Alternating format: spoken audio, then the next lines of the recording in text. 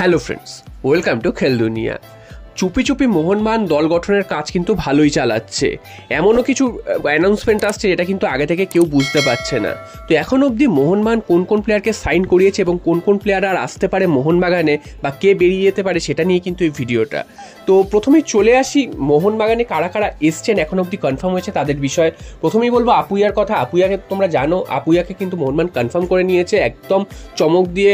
সেটা কিন্তু অন্যান্য দলের থেকে একদম ছিনিয়ে নিয়ে এসছে বলা যায়। মুম্বাই তাকে রেখে দেওয়ার চেষ্টা করেছিল, এছাড়াও ইস্ট বেঙ্গলের অফার ছিল, সেই অফারকে কিন্তু অগ্রাহ্য করে আপুইয়াকে সই করিয়ে নিয়েছে মোহনবাগান।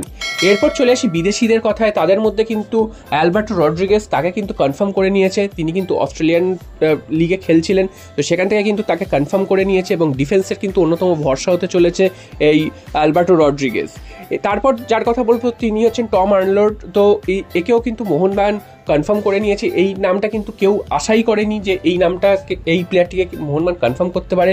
একদমই কিন্তু এর বিষয়ে কোনো নিউজ আসেনি, তো হঠাৎ করে এর নাম ঘোষণা করে এবং ডিফেন্সে কিন্তু অ্যালবার্টো রড্রিগেজের সঙ্গী তিনিই হবেন। দেখা যাক এই দুজন প্লেয়ার মোহনবাগান ডিফেন্সকে নির্ভরতা দিতে পারেন কি না। এরপর যার নাম বলবো তার নাম কিন্তু এখনো ঘোষণা হয়নি। তার নাম নিয়ে সবার মধ্যে একটা উদ্বিগ্ন রয়েছে যে জেমি ম্যাকলারেনের নাম কবে ঘোষণা হবে, কারণ জেমি ম্যাকলারেনের নাম সবার আগে সামনে এসেছিল এবং এখন অবধি কিন্তু মোহনবাগানের তরফ থেকে অফিসিয়াল কোনো ঘোষণা আসেনি। তো অনেকের মধ্যে একটা প্রশ্ন আছে যে জেমি ম্যাকলারেন আদৌ সই করবে। তো যা নিউজ, জেমি ম্যাকলারেন অলরেডি সই করে দিয়েছে। তার নিউজটা কিন্তু একদমই মোহনবাগান অন্যরকমভাবে প্রেজেন্ট করবে বলে এই নিউজটা নিয়ে দেরি করছে এবং কিছু জটিলতা রয়েছে, সেই জটিলতা কেটে গেলেই এই নামটা কিন্তু সবার সামনে রিভিল করে দেবে মোহনবাগান।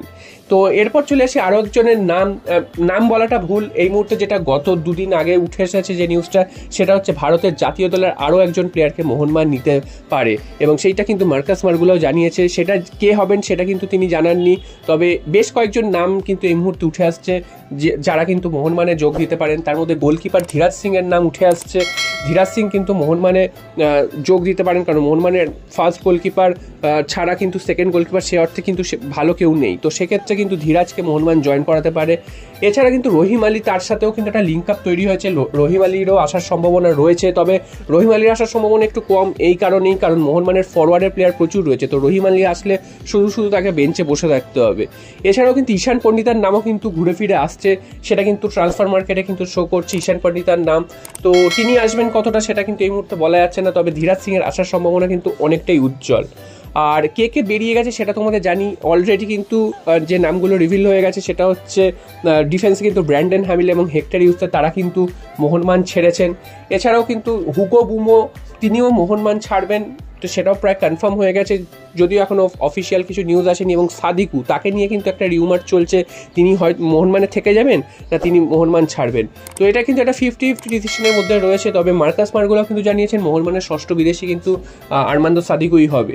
তবে বিভিন্ন জায়গা থেকে যেটা বেরিয়ে আসছে আর্মান্দো সাদিকুকে মোহনবাগান রাখবে না, কারণ আর্মান্দো সাদিকুকে রাখা মানে মোহনবাগান ফরওয়ার্ড লাইনে প্রচুর বিদেশি হয়ে যাওয়া, এবং মোহনবাগানের কিন্তু বিদেশি এত ফরওয়ার্ড লাইনে দরকার নেই। মোহনবাগানের মিডফিল্ড বা ডিফেন্সিভ মিডফিল্ড পজিশনে কিন্তু দরকার, তো সেই পজিশনে মোহনবাগানের বিদেশি দরকার। তো সেটাই কিন্তু মোহনবাগানের চেষ্টা করা উচিত।